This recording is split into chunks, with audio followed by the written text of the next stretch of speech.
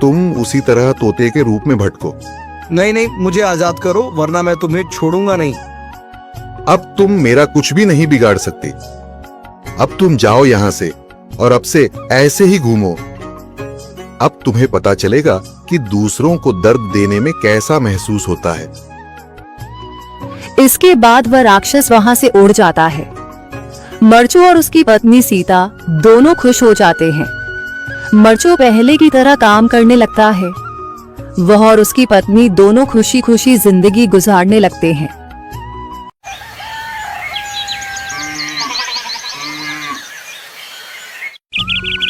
मरचू जंगल से लकड़ियां काटकर बाजार में बेचने गया, लेकिन उसे लकड़ियों के अच्छे दाम नहीं मिले। इस पर मरचू ने कहा, अरे भैया, इतने कम पैसे? इन पैसों में तो 2 वक्त का खाना भी नहीं मिलेगा। आप मुझे बहुत ही कम पैसे देते हैं। मैं इतनी मेहनत से लकड़ियां काट कर आता हूँ, लेकिन उनके पैसे मुझे बहुत कम मिलते हैं। भैया, तुम्हारी लकड़ियां होती ही इतनी कमजोर हैं कि मैं इससे ज्यादा पैसे नहीं दे सकता। तुम्हारी लकड़ियों के बस इतने ही पैसे बनते हैं। अरे भैया, कुछ ज्यादा कर दो ना। वो क्या है ना कि इन पैसों का तो कुछ भी नहीं आता। मैं अपनी जिंदगी कैसे गुजारूंगा? भैया, तुम जाकर अच्छी लकड़ियां लाओ, तभी इन लकड़ियों का अच्छा दाम मिल पाएगा, वरना इन लकड़ियों का तो यही दाम है। ये सुनकर मरचू बहुत ज्यादा परेशान हो गया और पैसे लेकर किराने की दुकान से सामान खरीदकर घर आ गया। घर पहुंचते ही मरचू की पत्नी सीता ने कहा, अरे जी, सामान ले आए आप? हाँ जी, सामान ले आया हूँ। सीता के चेहरे पर खुशी छा जाती है, लेकिन जब उसने सामान देखा, जी, इसमें तो बहुत थोड़ा सामान है। हाँ सीता, मुझे पता है कि यह सामान बहुत थोड़ा है, लेकिन मैं क्या करूं? मेरे पास जितने पैसे थे, मैं उतने का ही सामान लेकर आ गया हूँ। इस तरह हमारा गुजारा कैसे हो पाएगा जी? आपको तो पता ही है कि हम कितनी मुश्किलों से गुजारा करते हैं।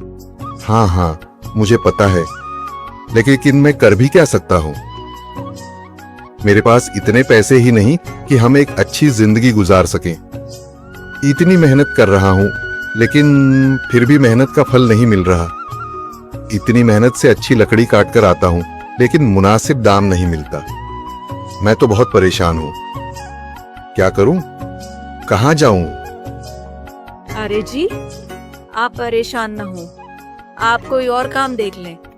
मैंने कई बार काम तलाशने की कोशिश की, पर किसी ने भी मुझे काम नहीं दिया। ये सुनकर सीता भी काफी ज्यादा परेशान हो गई। मरचू से सीता की परेशानी नहीं देखी गई। उसने अपनी पत्नी सीता से कहा, मैं फिर से जंगल की ओर जा रहा हूँ। अरे जी, अभी मत जाइए ना, वैसे भी शाम हो रही है।